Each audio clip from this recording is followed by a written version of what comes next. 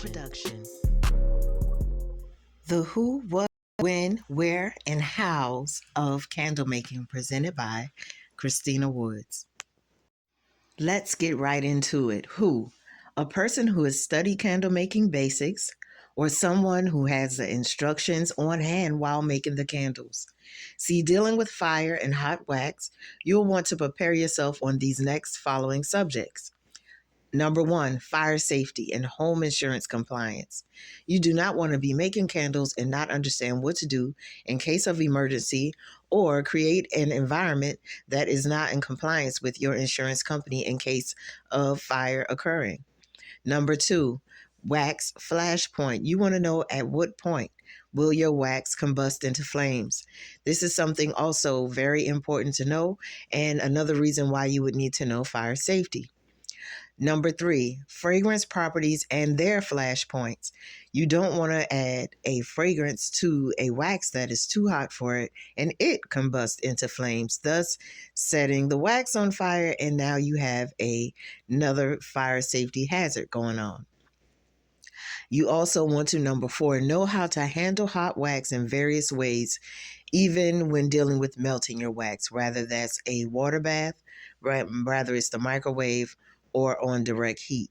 You need to know how to deal with it, what you're going to do, what safety gear do you need to wear, which type of glove. Last but not least, the persons that needs to be making a candle are ones that are relaxed and have patience.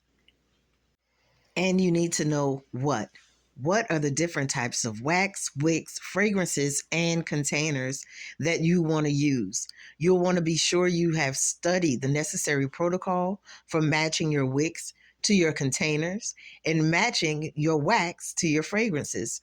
This will help you produce a functional product or a candle that burns properly. The wins of candle making. You want to make your candles when there are no pets or small children around. You want to remember that hot fragrance inhalation, these are things that can affect or damage your sense of smell when not properly monitored or without wearing the proper protective gear. You want to also make sure that when you make your candles, it is not windy in the area that you are in, or that you're on an unstable surface. You want to make sure you're secure and evenly flat before you start to work on your candles. You want to also make sure that you are well rested. That's a good time when it is a good time to make your candles. You also want to make sure you are fully concentrating on the task at hand, which at that time will be candle making. The wares of candle making. Well, you want to make sure that where you make your candle is in a well-ventilated room or space, on a table, a clean, sanitized surface that is stable, near fire safety equipment in case of fire or burns, and away from wind or fans blowing. You want to make sure that it is away from curtains, pets, or small children. And you want to make sure that where you make your candle is in compliance with your insurance, and that you make sure that you use only approved spaces. Now, how you want to make your candles? You want to make sure you follow all of the previous key points in this recording. Also, and not excluding or limited to only these instructions, make sure that you do your due diligence in studying candle making, its properties of the wax and fragrances, jars, containers, wicks, so on and so forth. You want to understand your fire safety. Disclaimer: Chrissy's Candles, LLC does not guarantee any particular results, as independent results may vary.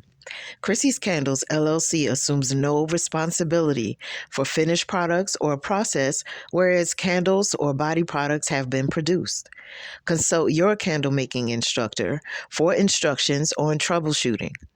This is information for entertainment purposes only and shared per Chrissy's Candles, LLC personal experience.